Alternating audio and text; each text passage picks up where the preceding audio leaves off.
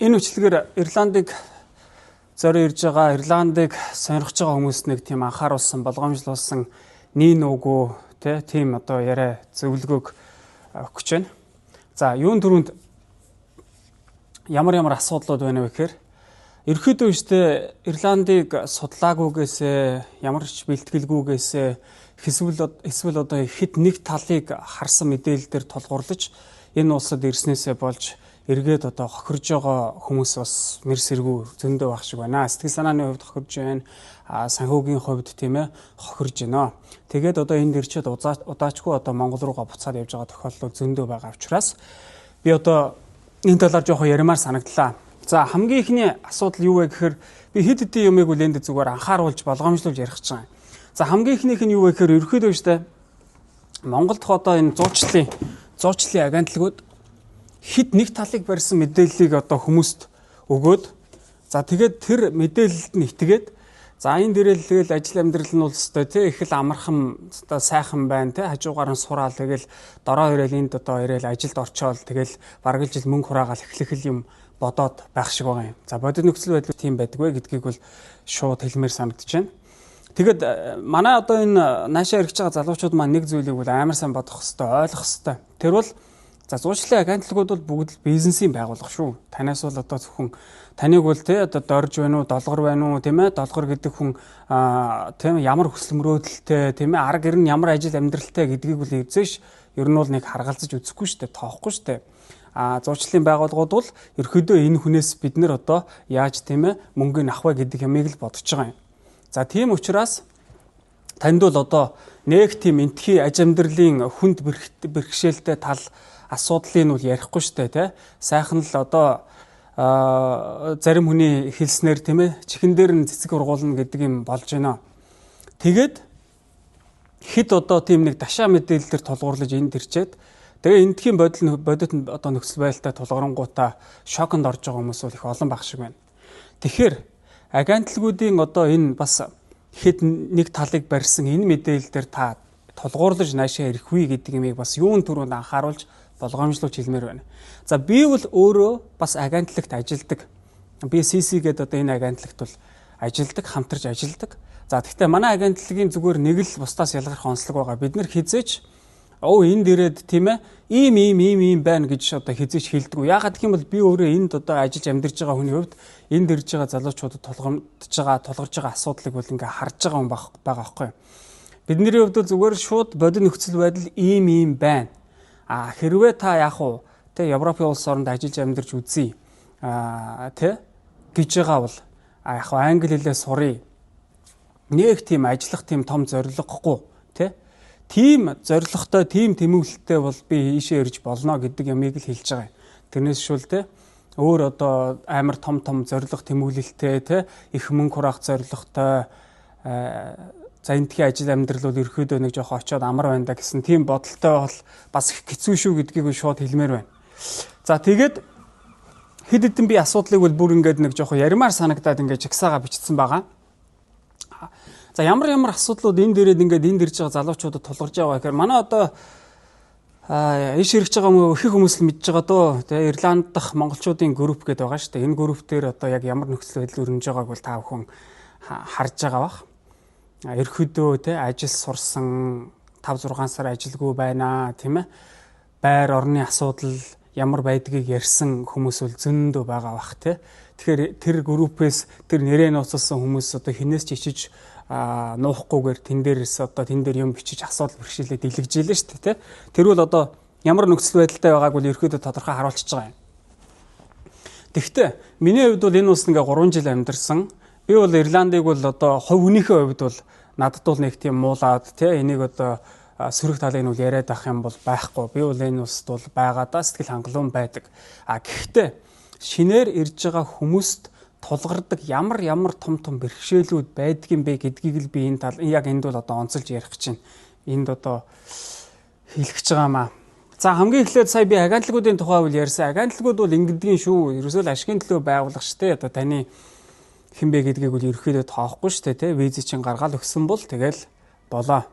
Таны мөнгийг авсан бол тэгэл болоо. За таны визийг гаргачаад энэ сургуулиас бас энд одоо эндхийн сургуулиудаас тодорхой хэмжээний мөнгө бас авдаг. Тэгээд тэрийг авсан бол ерөөсөө та бол одоо тэр хүмүүст бол нэг хамаагүй штэ. Тий. За энэ дээрээд ажил бол олно гэдэг нь ерөөхдөө сүүлийн үед их амаргүй болоод байгаа шүү гэдгийг залуучууд одоо бүр амар анхааруулад хэлчихё. Ажилгүй энэ улсад байна гэдэг бол үнэндээ хэцүү штэ. Гадны оронд ажилгүй байна гэдэг бол ер нь бол тун хэцүү зүйл. Тэгээд би ч одоо өөрөө 4-5 сар ажилгүй байж үтсэн ажилгүй хүн бол санхүүгийн бэрхшээлс гадна сэтгэл санааны маш том хямралд орж идэм байлээ. Тэгэхээр тийм одоо зүйлд та бэлэн үү? 3-4 сар тийм ээ 5-6 сар ингээд ажилгүй байсан хүмүүс зөндөө байгаа шүү. Одоо тэдний нэг нь болчихгүй тийм ээ хэн мэдлээ. За ийм юм байна. Тэгээ ажил олдохгүй байгаад хэд хэдэн шалтгаан байгаа юм. Яг нь Ирландд ингээд ажлын зах зээл дээр нь ажил байгаа мөртлөө манай ихэнх хүмүүс бол гологдоод байгаа юм. Юугаараа гологдоод байна вэ гэхээр хилээрээ гологдоод байгаа юм. За ямар ч хэлний мэдгэдэггүй байна гэдэг шалтгаанаар ажлаас бол одоо их татгалзаж байна уу. За дээрэс нь нэштэй туршлагагүй гэдэг юмас мэдээж татгалзаж байна. Энэ чинээр ирсэн дөнгөж ирсэн хүмүүсийг бол энд ажиллаж үзээгүй гэдэг шалтгааны улмаас ажлаас бол одоо их тийм татгалцсан хариулт бол авж байна. Тэгээд байр бол үнэтэй гэдгийг шууд анхааруулаа хэлчихье. Байр гэж ярих нь бүр хайшаа юм те. Бүр бодит үннийг ярихт бол ерөөдөө энэ одоо энд байгаа ихэнх оюутнууд бол байр гэхээс илүүтэй нэг орол түрээсэлж амьдарч байгаа шүү дээ. Тэгээд нэг өрөөнд нэг жижиг өрөөнд гуруула байдаг. За тэгээд нэг тэр орон дээр ингээ унтахын төлөө нэг сард 550-аас юм уу 600 евро төлж байгаа юм. Тэр чинь эргэж байгаа хүн бол тэрэнд бас амар бэлтгэлтэй байх хэрэгтэй юм билээ. Олуула нэг өрөөнд нэг байранд 5 зургуулаад олуула ингээд амьдрахад та бэлэн үү? Та Монголд нэг амар гоё 5 тухтай орчинд амьдарч байгаад одоо энэнд ингээд амьдрахад бэлэн үү? Тэ? За тэгээд мэдээж тэр олон хүмүүс дотор ч янз бүрийн зан аршинтай хүмүүс байгаа. Тэ? Тэгээд тэрнээсээ болоод маргаан заргаан бас нэлээд гарнаа хүмүүсийн чинь хооронд. За тэгээд нөгөө байраа бас нөгөө дараагийнх нь юм руу солиод ингээ явах тохиолдол зөндөө гарна. Байр солих болгонд одоо мөнгө нэмж төлөх ёстой болдог тийм зарчим байгаа. Тэгээд та бас одоо энэ бүх юмд бэлэн үү тийм ээ? 5 тухтай өөрийнхөө тэр зоноос гараад эндхийн олуулаа амьдэрдэг энэ бүсд орж ирэхэд бэлэн үү? Галдагооны өрөөгөө, угаалгын өрөөгөө хуваан ашиглахад бэлэн үү гэдэг тийм одоо асуудал яригдах чинь танаа чинь тий. За ийм юмд бэлэн үү гэдгийг асууя. За тэгээд ийшээ ирсэн хүмүүс маань ерөөдөө миний бодлоор шүү дээ манай нааш ирж байгаа залуучууд үнэндээ бас ихэнх нь бас ямар ч тийм бэлтгэлгүй ирж байна. Энэ чинь ерөөсөө Монгол хүний зам байхгүй юу? Одоо энэ Монгол хүнийхээ занг нэг жоохон гадаад руу явах гэж байгаа хүн бол ерөөсөө л хойшинл тавих хэрэгтэй тий. Тэгээд бүр урдчлаад сайн судлах хэрэгтэй. Манай монголчууд маань бол ерөөдөө юмыг их тулгаж хийдэг. Заримдаа бол одоо зүгээр л ингээл хар төсөөллөөрөө л хүрээдэрдэг. Ямар ч одоо өмнө нь уншиж судалсан юм байхгүйгээр те. Ер нь бол энэ эргэж байгаа хотынхоо гудамж талбай ямар вэ гэдгийг чи интернет ороод YouTube ороод хараагүй ирж байгаа байхгүй юу. За тэгээд ирчээд шууд шоконд ордог. Юу гэж шоконд ордог вэ гэхээр эн чи одоо нэг ийм те зах замбрааг ухат байсан юм уу? Энд чи одоо те ер нь байшин барилга өндөр байшин барилга гэхээр юм алга ба штэ гэд яриад эхэлдэг. Уйтгартай байна гэдэг одоо тийм яриаг бол хамгийн их сонсч байсан. Би бол одоо бас цөөнгө хүмүүстэй ингэж ярилцсан санаа бодлын сонсч байсан хүний хувьд бол тэгээд штэ ийм юмдаа тэгвэл бас эхнээсээ бэлтгэлтэй байх хэрэгтэй. За даавлан бол хуучны эртний Европын хот шүү тэ. Энд бол одоо таавал нэг сайхан тийм шил төл болсон барилга байшин бол харахгүй. Нөх одоо нэг тийм хуучны нэг тийм монголоор бол нэг тийм тоосгон байшингууд л их байгаа. Намхан тоосгон байшингууд. За тэгээд дараагийн таныг бол уйтгартай байдалд оруулах зүйл бол цаг агаар.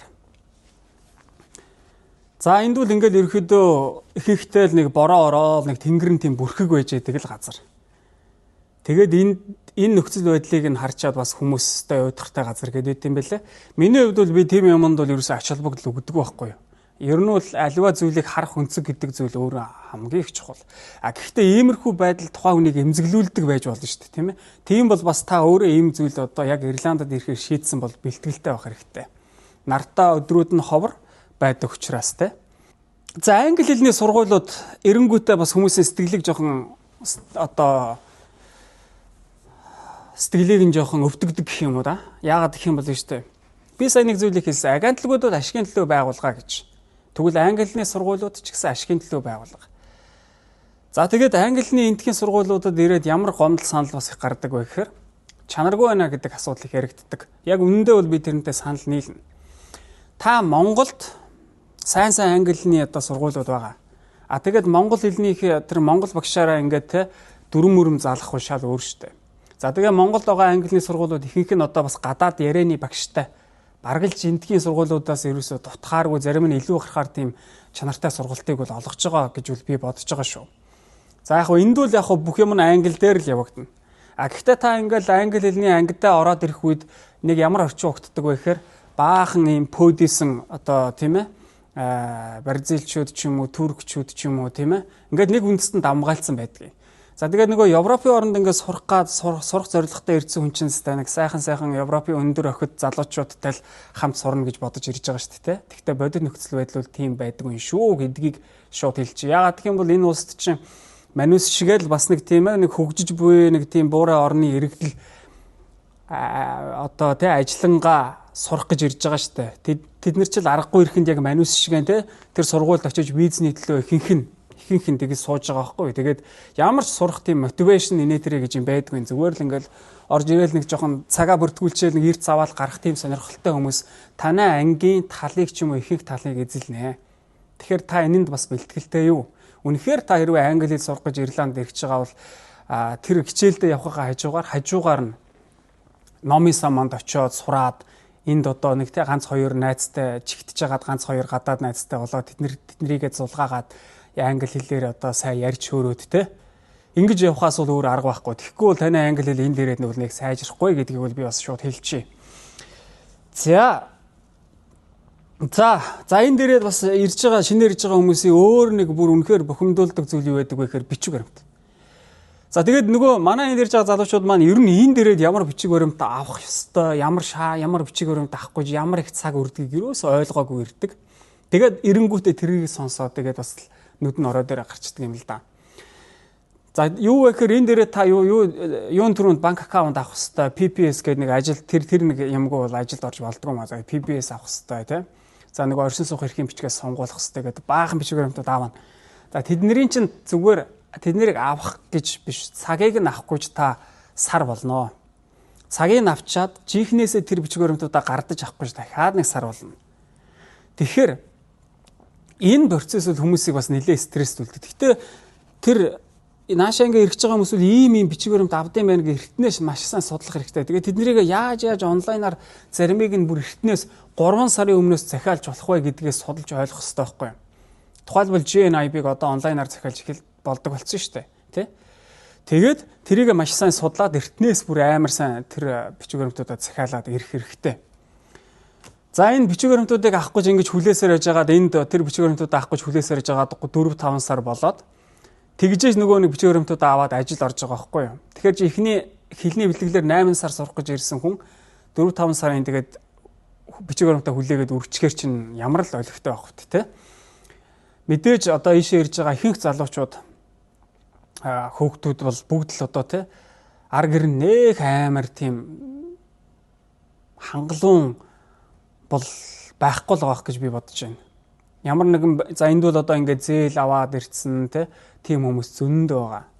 Тэгэнгүүт энд ирэнгүүтэл маргаашаас нь ажил хийгээл нөгөө зээл мэл юмнуудаа төлөхгүй бол болохгүй шүү дээ Тэгэхээр чин тэгээд ниймэрхүү асуудлаас болоод тэгээд энэ дээрээ санхүүгийн бэрхшээл давхар орж одоо тэр хүн чинь зайлшгүй сэтгэл санаагаар унахгүй явах тий. За тэгээд энэ бичлэгийг ямар нэгэн ээж аваа үзэж явах юм бол та одоо 19 настай ч юм уу 20 настай хүүхдээ наашны явуулах гэж байгаа бол нэлээд бодоорой гэж хэлье. Яагаад би бас ингэж хэлж байна вэ гэхээр за энд бол ерөөхдөө л хар тамхи өвс гэдэг юм бол ингээл гудамжинд нь явж байхад л үнэртчихэд шүү хаа сайгүй. Би энэгээр юу хэлж байгаа гэвэл ийм юмны хэрэглээ бол нэлээ их түгээмэл байдгийн шүү. Тэгээд өөрийн гэсэн тогтсон үзэл бодолтой болоогүй тийм ээ. Өөрийн гэсэн тэр байр сууриа ингээд хамгаалаад иймэрхүү нэг жоохон сөрөг юмнаас татгалзчих одоо тийм ээ. Найз нөхдөд санал болгох үед татгалзчих хэмжээний тийм төлөвшөлттэй, тийм үзэл бодолтой болсон уу таны хүүхэд гэдэг ямыг та өөрөөсөө бас асуугаарай. Тэ? Бас хүүхдээсээ тэ асуугаад үзээрэй гэж хэлмээр байна. Одоо эцэг эхчүүдэд хандаж зөвлөхөд. Тэгэхгүй бол одоо тэгээд энэ дээрээд тэ бүр нэг тийм барууны боловсрол соёл сурах гэж байгаа биш тийм ээ.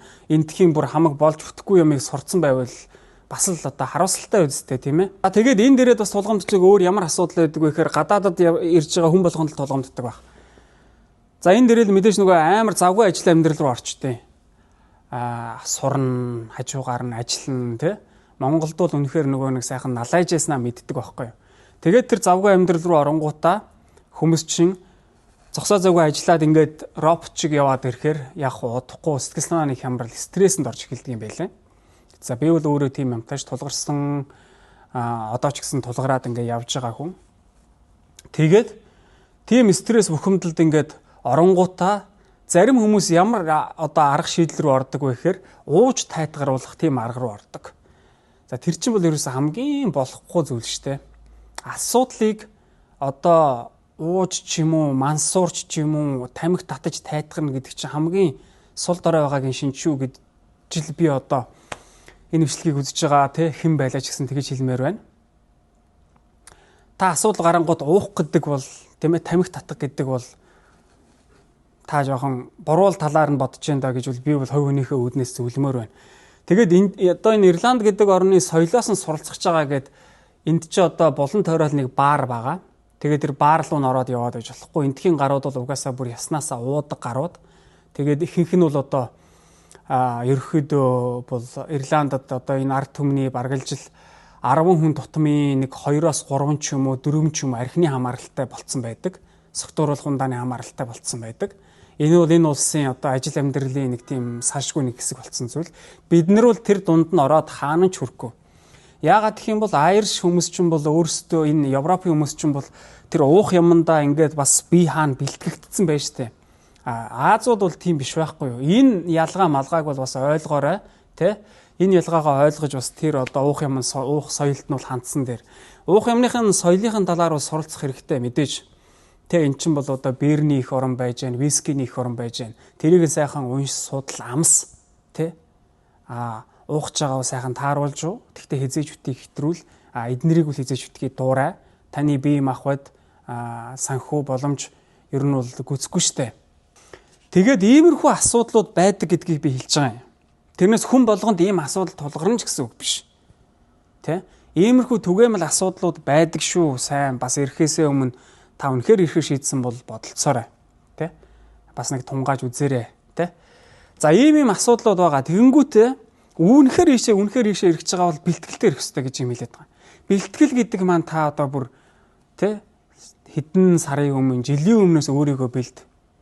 Тэгээ бэлдгээ тэгэхээр нөгөө би нэг өөрийнхөө нөгөө пэйж дээр ингээ юм бичсэн чинь ийшээ ирэхээс өмнө хилээ айлхаар сайжруулаа гэд хэлсэн чинь нэг залуу доор нь орж ирсэн ээ.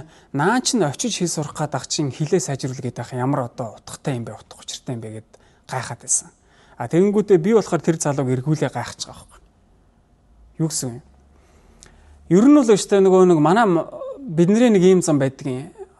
Тэгж байгаа л тийм юмны цагийг ингээ хүлээгээд байдаг байхгүй. Тийм биштэй цаг хугацаа гэдэг чинь яг одоо ч гэсэн явж байгаа шүү дээ. Өнөөдөр ч гэсэн цаг хугацаа явж байна. Үнэхээр та сурыг үл зүгээр л яг одооноос л эхэл. Үнэхээр та гадаад улс оронтой очиж хилээ сурах гэж байгаа бол бүр Монголд байхаасаа одоо эхэл. Бүр интернетээр дүүрэн сурах юм байна, тэ? ChatGPT-гээс ахвалаад та зүгээр гадаад хүнтэй ярьж байгаа юм шиг юм ярьж болж байна. Тэр бүхнийг ашиглаад зүгээр л одооноос сур. Айл болохоор хилээ бүр сайн болгочоод энэ улсад ир. Хилээ сайн болгохын чинь хэрээр та энэ дэрэнгүүтээ ажил амьдрал чинь хөнгөрж байгаа байхгүй юу? Тэгэхгүй бол одоо ингээд зуучлалын агентлагаар ингээд амжилт ирж байгаа би залуучуудаа ингээд тэр газ ингээд энэ тэнд ингээд тэнд нэг ажил байна гэж очиод тахтаа гингууд хилээрээ гологдоод байгаа байхгүй юу? Тэ? Ирландтай энэ хүмүүс нөгөө мөнгө хураах гэдэг нэг баг юм асуугаад байдсан шүү дээ. За энд бол бас мөнгө хурах тийм амар чанга шүү. Яагаад гэдгийг хэлчихё. За ажил олох бол яг хөө ажил ингээд явсарж байгаа хүмүүс олчдгийн. За тэгэн гутаа тэр ажил нь зарим компаниуд бол танд бүтэн цаг өгнө, зарим компаниуд бол бүтэн цаг өгөхгүй. Бүтэн цаг өгөхгүй бол та дахиад өөр ажил олно. Өөр ажил олонгууд бас илүү такс макс төлөөлнө гэж заваарсан юм болно. За тэгжээд л нөгөө байрны чинь мөнгө тий бас сар болгоно нэг 500 600 евро төлнө. За тэгээд дээрээс нь та нөгөө виза хадгалж энд бас харалчихгүй тулд тий виза хадгалж сургуультай одоо баян тасралтгүй мөнгө төлнө тий. Ер нь бол энэ улс биш тий. Мань мити одоо энэ улсад ирж байгаа хүмүүсээс бол цогсоо зайгүй мөнгө тийм одоо татаж авах аргаа олдсон газар байхгүй юу тий.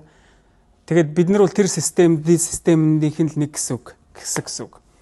Тийм учраас энд бол тэгж шинээр ирж байгаа хүний хувьд одоо мөнгө төгрөг хураана гэдэг бол ерөөсөө тийм амар зүйл биш шүү гэж хэлмээр байна.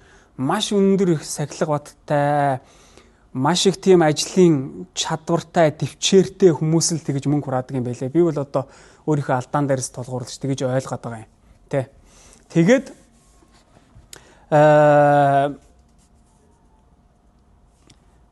одоо энд амьдарж байгаа тэр байр савных нь мөнгө их хямдхан бол тэгээд дээрэс нь та 7 хоногт одоо 40 хэдэн цагаас дээш цагаар ажиллаж байгаа бол тэгээд тэрийг нэх өрөхгүй те PM-нд өрөхгүйхэн шиг хадгалаад байгаа бол мөнгө хураах боломжтой те. Тэгвэл энэ мөнгө хураах боломжтой гэдэг зүйл таны хилнээс хийж байгаа ажил авж байгаа цалингаас чин те гар дээр авж байгаа цалингаас гадна тухайн тэр хийж байгаа ажил чи илүү дутуу одоо тип мипнээс ямар мөнгө авдаг гэдэг олон юмнаас их хамаарах юм байлээ. Хэглэн гарууд нь бол бүхэл бүтэн байрыг ингээд түрээсэлж 2 өрөө ч юм уу 3 өрөө унтлахын өрөөтэй байрыг түрээсэлж авчаад тэр чигээр нь түрээсэлж авчаад гэсэн үг шүү дээ. Тэрийг гэхдээ олоход бүр амар биш. Одоо сүүлийн үед байрны үнэ бол хадсан байлээ. Тэгээд тэр байраа одоо өрөөнүүдээ бусдад түрээслүүлээд өөрөө одоо тийм хямдхан амьдрах зарчмаар бол намайг ингээд ярих үед бол бас зарим хүмүүс нэлээд шүмжилдэг л дээ. Энд бол одоо их удацсан 10 20 жил болцсон хүмүүс бол шал өөр зүйл ярих бах уу тий. Би бол зөвхөн энд дөнгөж ирж байгаа залуучуудад хандаж за өөрөө бас 3 жилийн амьдарчаад ийм юм ярьж байгаа юм шүү. Энэ бол би тэгтээ анхааруулж болгоомжлуулж ярьж байгаа юм шүү. Энэ улсад маш олон сайн сайхан зүйлс бол байгаа. Та тэгтээ трийг нь хүртдэг, трийг нь хүртэх гэж дайрдаг тийм ээ. Сайн сайхан зүйлийн төлөө явдаг хүн байгаараа гэж хэлье. Бас нэг та яг одоо уужимцэг нэтийг үзэж байна.